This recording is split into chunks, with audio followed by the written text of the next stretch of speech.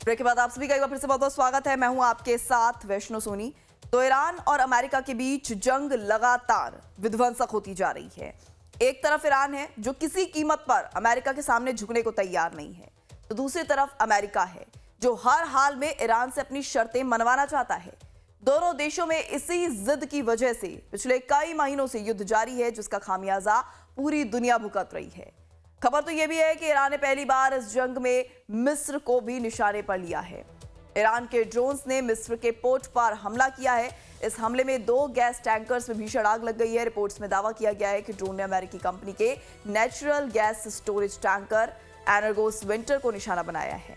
इस दौरान वहीं पास में खड़ा दूसरा टैंकर गैसलॉग सलेम भी आग की चपेट में आ गया। ईरान के इस हमले का मकसद अमेरिका को बताना था कि अगर जंग और आगे बढ़ी तो इसकी आग पूरी दुनिया में फैल जाएगी, जिसका सीधा असर शिपिंग और एनर्जी सप्लाई पर पड़ेगा। इस बीच जॉर्डन ने कहा कि उसने लगातार दूसरे दिन ईरानी मिसाइलों को हवा में ही इंटरसेप्ट किया है। वहीं कुवैत ने बताया कि देश के उत्तरी हिस्से में हुए एक हमले में एक व्यक्ति की मौत हो गई। इसके अलावा सऊदी अरब ने भी कहा कि उसे इराक में ईरान समर्थित लड़ाकों की ओर से हमले का सामना करना पड़ रहा है। ईरान के इस हमले के जवाब में अमेरिकी सेना भी ताबड़तोड़ लगातार हमले कर रही है, जिससे ईरान को काफी नुकसान भी पहुंच रहा है। बावजूद इसके ईरान झुकने को है कि तैयार नहीं है। अब सवाल ये उठता है कि आखिर मिडिल ईस्ट में इस जंग की समाप्ति होगी तो कब होगी? दुनिया के मुल्कों पर इस युद्ध का आगे कितना बुरा प्रभाव जो है पड़ने वाला है? क्या रूस और यूक्रेन की तरह ईरान और अमेरिका के बीच भी जंग इसी तरह से आगे जारी रहने वाली है? ऐसे तमाम सवालों का जवाब हम एक्सपर्ट्स के नजरिए से समझेंगे।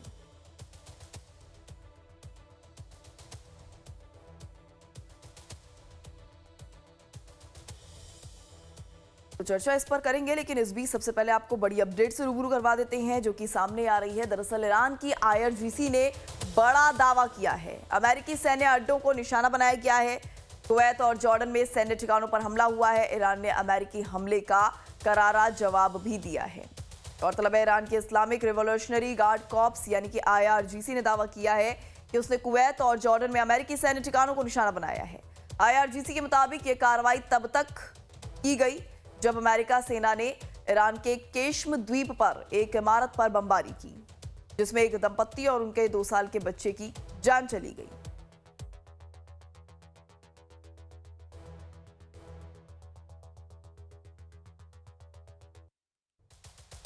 तो ये हालात फिलहाल अभी इन दोनों देशों के बीच बनते नजर आ रहे हैं। जंग जो है कहीं पर भी फिलहाल थमती नजर नहीं आ रही है, लेकिन लगातार आपको बता दें अब अमेरिका भी एक के बाद एक बुरे तरीके से अटैक करता नजर आ रहा है। आज इसी पर चर्चा करेंगे और चर्चा करने के लिए हमारे साथ कुछ खास मेहमान भी जुड़ रहे हैं। रिटायर्ड मेजर जनरल अनुज माथुर सर जुड़ रहे हैं जो कि डिफेंस एक्सपर्ट हैं, और डॉक्टर अजताब जुड़ रहे हैं जो कि जियोपॉलिटिकल एक्सपर्ट है। आप दोनों का ही सर लाइफ टाइम में बहुत बहुत स्वागत है। सवाल की शुरुआत करेंगे अजताब सर जी आपसे, क्योंकि जिस तरीके से ईरान का लगातार प्रहार देखा जा रहा है, रुकता थमता ईरान यहाँ पर किसी भी स्थिति में नजर नहीं आ रहा है। क्या लगता है? सबसे पहला सवाल यही उठ रहा है कि ये जो जंग शुरू हो गई है, क्या वास्तव में रशिया यूक्रेन की तरह ये भी आगे बढ़ने वाली है? क्या इसका कोई एंड पॉइंट फिलहाल अभी नजर नहीं आ रहा है दूर दूर तक? जी वैष्णो जी, आपने बड़ा अच्छा कहा कि ये मुझे लगता है ईरान अमेरिका का यूक्रेन हो गया। जैसे रशिया के लिए यूक्रेन एक तबाही और एक सबब बर्बादी का सबब बनता जा रहा है, वैसे ही अमेरिका के लिए ईरान हो गया है। और अभी जो लेटेस्ट अभी आपने बताया कि 2 दिन लगातार फिर से अटैक और काउंटर अटैक का दौर शुरू हो गया और कई नए जगहों पे अटैक हुआ है। जैसे इराक के अंदर अटैक अमेरिका ने किया है और ईरान की तरफ से भी कुछ अटैक की बातें आई। दूसरी तरफ जैसा आपने बताया इजिप्ट में अटैक हुआ, तो इजिप्ट में ये पहला अटैक है, क्योंकि अभी तक इस तरह की इजिप्ट पे कोई अटैक नहीं हुआ था। और अभी हालांकि ये पता नहीं चल पाया है कि अमेरिका के जो टैंकर थे उस पे अटैक क्या ये ईरान की तरफ से हुआ है या किसी मिलिशिया ने, जो ईरान समर्थित मिलिशिया है, उन्होंने किया है। खबरें ऐसी आ रही हैं खास करके इजिप्ट के साइड से कि शायद इजराइल की तरफ से ये अटैक हुआ है, एक फॉल्स अटैक है जो ईरान को फंसाने की एक तरह से कोशिश की गई है और इजिप्ट से ईरान के जो अच्छे रिलेशन है उसको बिगाड़ने की कोशिश की गई। इस संभावना से इनकार नहीं किया जा सकता। दूसरी तरफ एक बहुत मेजर डेवलपमेंट हुआ है, उसमें अभी सऊदी अरब में एक इंटरनेशनल कोalition बनाने की घोषणा की है। सऊदी अरब ने 14 देशों के साथ मिलके ये इंटरनेशनल कोalition बना लिया है और इसका उद्देश्य है कि जो बाब अल मंदेब में अभी हूतियों ने अटैक किया था और सऊदी के टैंकर को बंद कर दिया था आने जाने से, वहां ये फ्रीडम ऑफ नेविगेशन, ये जो अभी नया कोalition बना है, ये इंश्योर करेगा और बाब अल मंदेब के साथ साथ जो लाल सागर है और गल्फ ऑफ एडन है, वो तीनों जो जल मार्ग हैं, उस पे freedom of navigation and defensive security का ये अलायंस है। निश्चित रूप से ये एक बड़ी पहल है जिसमें 43 देश, अभी रियाद में कल उसकी मीटिंग हुई है। 43 देशों ने प्रत्यक्ष या अप्रत्यक्ष रूप से भाग लिया आउट ऑफ 51 कंट्रीज, और उसमें से अभी 14 देशों ने ऑलरेडी साइन कर दिया है इस एग्रीमेंट पे और भी देश इसको साइन करने वाले हैं। तो ये जो इंटरनेशनल कोalition अलायंस की जो पिछले 5 महीने से कवायद चल रही थी, फाइनली वो काम करता दिख रहा है। अब ये इंटरनेशनल कोalition क्या हॉर्मुज की तरफ भी जाएगा या सिर्फ अभी बाब अल मंदेब के इलाके को फोकस करेगा, ये देखने वाली बात होगी। अगर उधर भी ये जाता है इंटरनेशनल कोalition, अगर हॉर्मुज की तरफ भी अपनी कार्रवाई करता है, डिफेंसिव ही सही, तो ईरान के लिए एक ज्यादा चुनौती होगा कैसे हॉर्मुज को वो कंट्रोल में रखे। बिल्कुल, हॉर्मुज को कंट्रोल में रखना अपने आप में ही बड़ी इज्जत बनी हुई है दोनों ही देशों के लिए, चाहे फिर वो अमेरिका हो या फिर ईरान हो।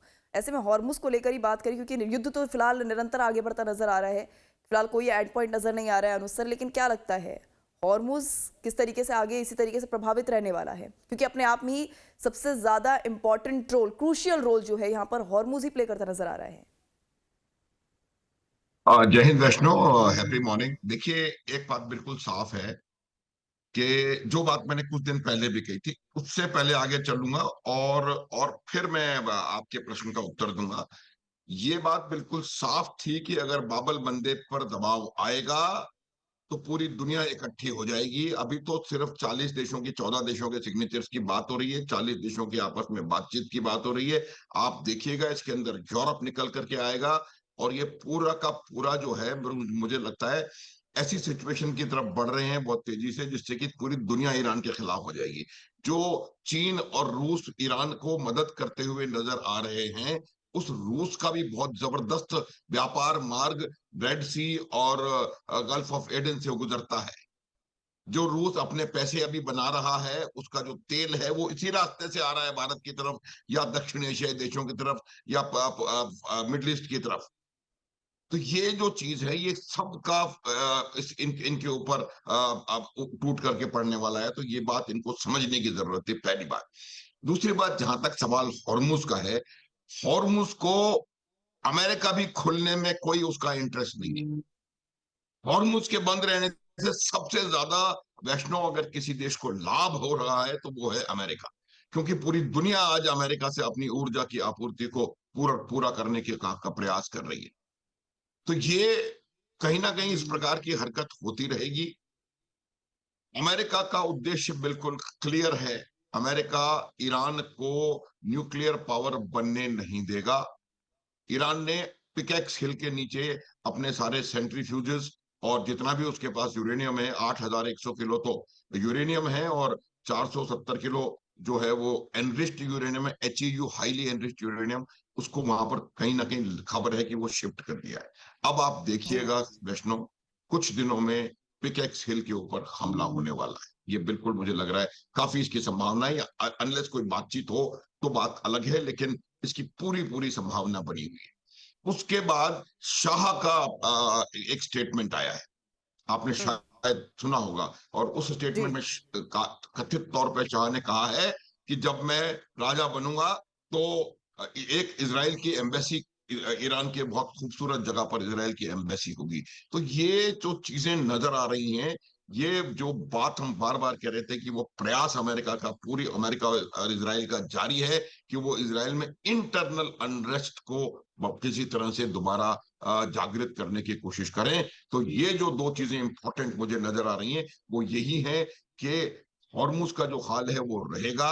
बाबल मंदिर में अगर ईरान और हूती ने कुछ करने का प्रयास किया तो उनको ऐसा जवाब मिलेगा कि वो सोच नहीं सकते। क्योंकि अब आप ये भी देखिए कि बाबल मंदिर तक जो ईरान है वो डायरेक्टली इंपैक्ट नहीं कर सकता। ईरान को सिर्फ और सिर्फ हूती, जो कि एक आतंकवादी संगठन है, उसके ऊपर आधारित रहना पड़ेगा। हूती पर चौतरफा मार पड़ने वाली है, सऊदी अरब से मार पड़ेगी, इजराइल मारेगा, और बाकी जो देश वहां पर उसके आस पड़ोस में इकट्ठे हो रहे हैं।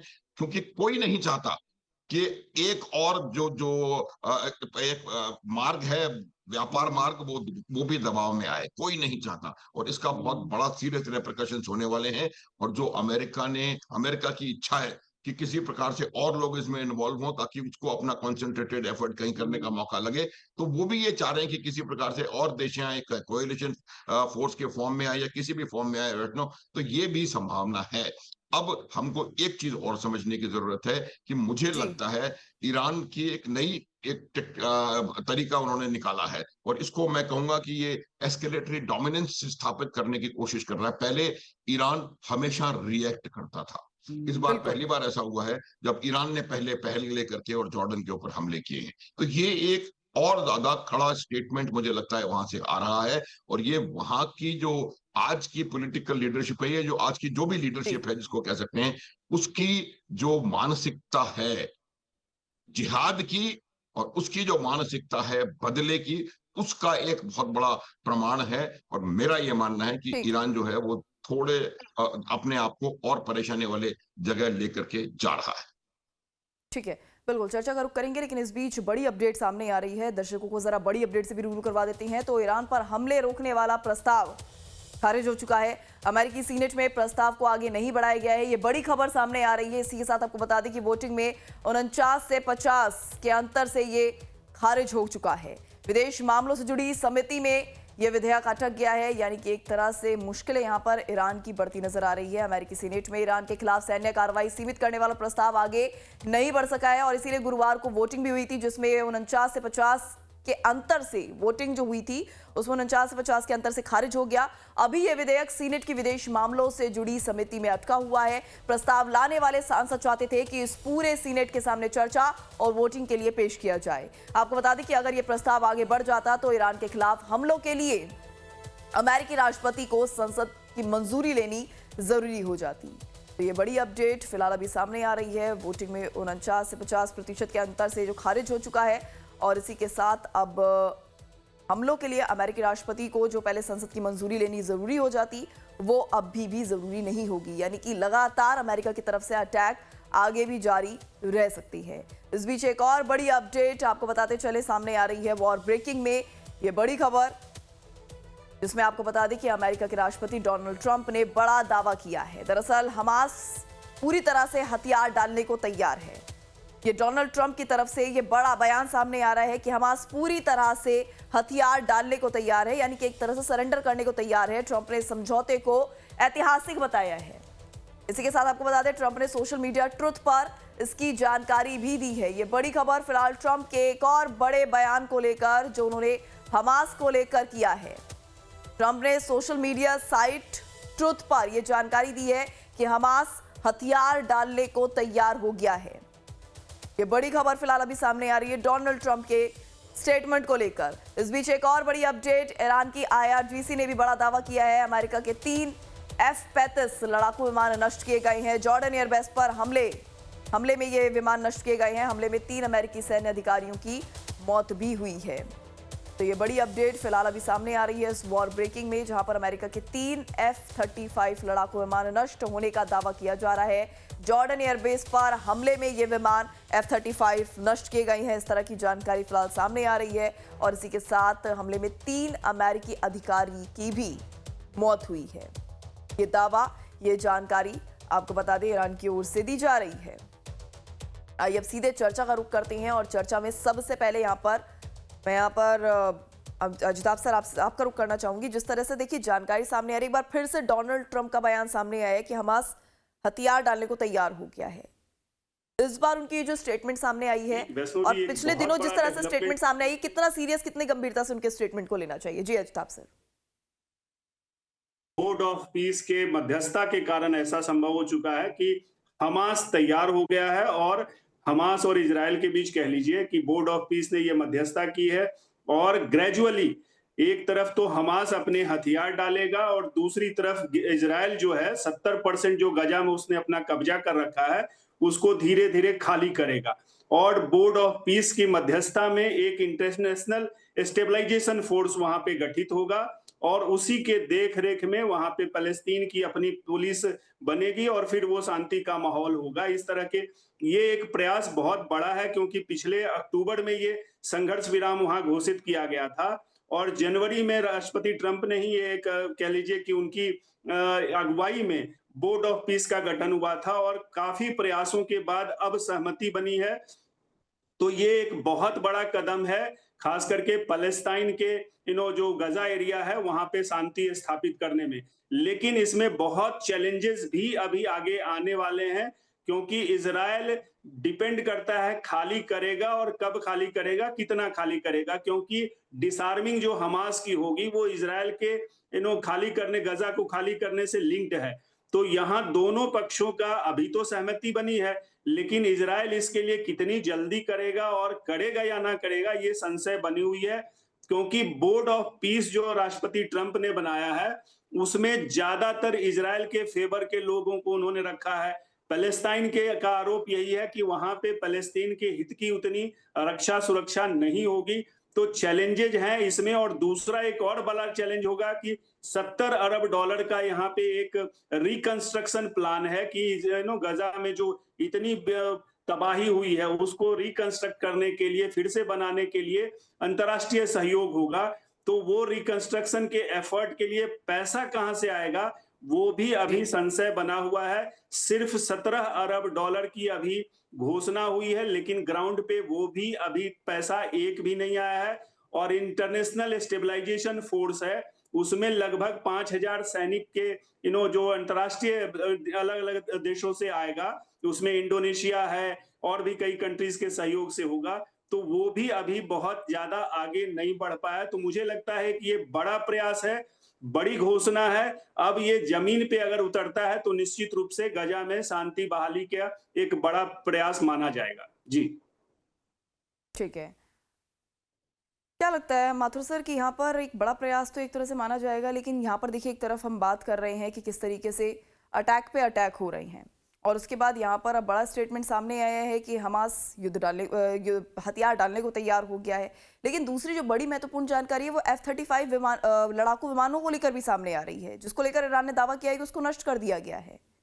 कितनी चोट इस फिलहाल की जो स्थिति यहाँ पर नजर आ रही है, कितनी चोट यहाँ पर ईरान जो है अमेरिका को देता नजर आ रहा है आपके हिसाब से? देखिए वैष्णव, इस प्रकार के क्लेम्स और काउंटर क्लेम्स किसी भी युद्ध में लगातार चलते रहते हैं। पाकिस्तान ने भी कहा हमने ये गिरा दिया, हमने कहा हमने वो कर दिया। इस प्रकार के क्लेम्स, काउंटर क्लेम्स चलते रहते हैं और ये ईरान का वर्जन है, अमेरिका का वर्जन अभी आना बाकी है। एक बात मैं आपको निश्चित रूप से बता सकता हूँ वैष्णव कि अगर 3 अमेरिकी सैनिक वहां हताहत हुए हैं तो ये बात पूरी दुनिया को पता पड़ेगी क्योंकि अमेरिका एक ऐसा देश है या कोई भी प्रोफेशनल कंट्री जो होती है वो कभी भी अपने इस प्रकार के हताहतों को छुपाती नहीं है और ना छुपा सकती है। बहुत बड़ा प्रजातांत्रिक देश है। तो मेरा ये मानना है कि अगर इस प्रकार का कुछ नुकसान हुआ है तो वो निकल करके निश्चित रूप से सामने आ जाएगा। युद्ध है, युद्ध में दोनों तरफ नुकसान होना बिल्कुल नॉर्मल बात है। युद्ध कभी भी एक तरफा नहीं होता।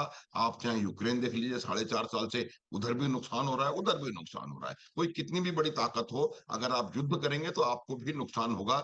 जब कंपैरिजन होता है तो ये देखा जाता है वैष्णव कि आपका कितना नुकसान हुआ और ईरान का कितना नुकसान। ईरान का नुकसान 1000 गुना ज्यादा है अमेरिका से।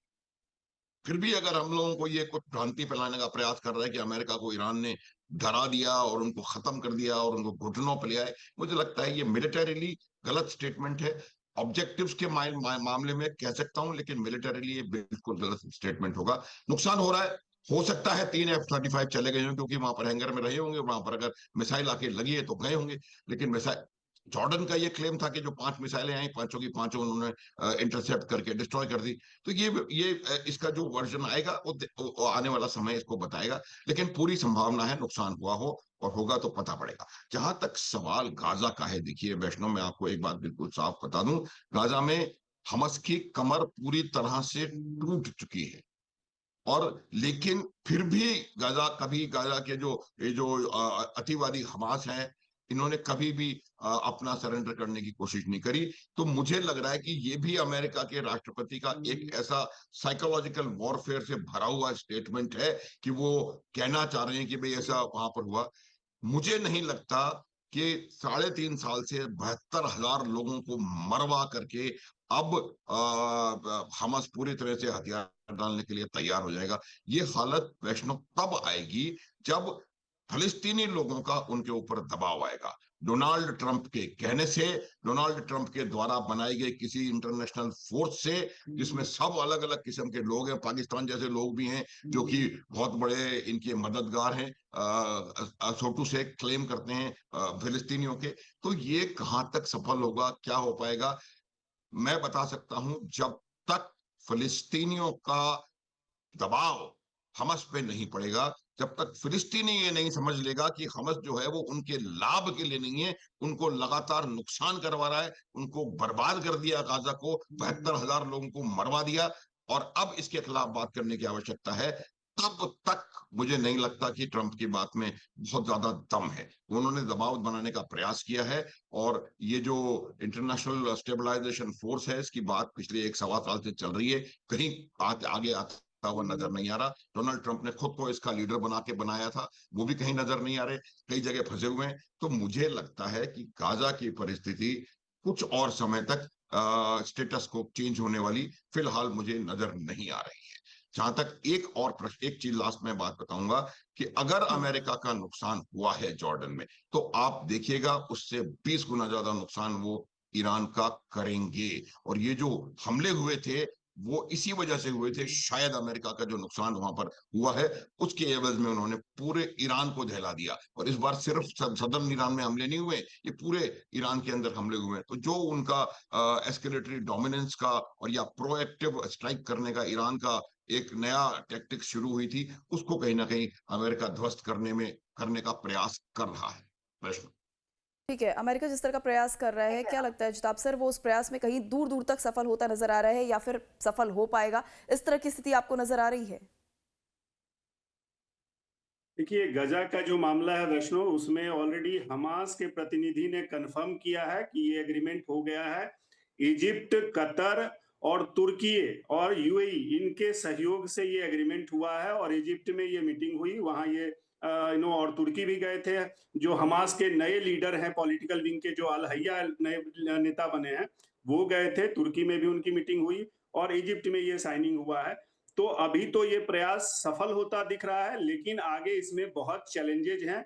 इतना आसान इसको इम्प्लीमेंट करना नहीं होगा। दूसरी तरफ जो F-35 पे अटैक की बात है, या 3 अमेरिकन सोल्जर्स के मृत्यु की बात है, तो जो अमेरिका का सेंट्रल कमांड है उसने इसको ऑफिशियली डिनाई किया है कि ऐसा नहीं हुआ है। क्योंकि अगर ऐसा होगा तो निश्चित रूप से, जैसा माथुर सर ने बताया, कि अमेरिका छोड़ने वाला नहीं है, कि बॉडी बैग्स अमेरिका में बहुत ही सेंसिटिव इशू माना जाता है। तो मुझे लगता है निश्चित रूप से ईरान ने बहुत ही सरप्राइज अटैक किया और घातक अटैक किया है जॉर्डन पे, लेकिन समहाउ अमेरिका अपनी सेना को, अपने सैनिकों को बचाने में सफल रहा। एक और इंपॉर्टेंट पॉइंट मैं बताना चाहूंगा, जो आपने कहा कि सिर्फ एक वोट से सीनेट में वॉर पावर जो रिजोल्यूशन है वो पास हो गया। तो यस, राष्ट्रपति ट्रंप के लिए तो राहत की बात होगी, लेकिन ये भी दिखाता है कि पॉलिटिकल डिवाइड अभी भी अमेरिका में बहुत ज्यादा है। और दूसरी तरफ अभी लेटेस्ट जो अमेरिका में एक सर्वे आया है, उसमें अमेरिका के राष्ट्रपति की रेटिंग जो युद्ध की है वो फिर से गिरी है।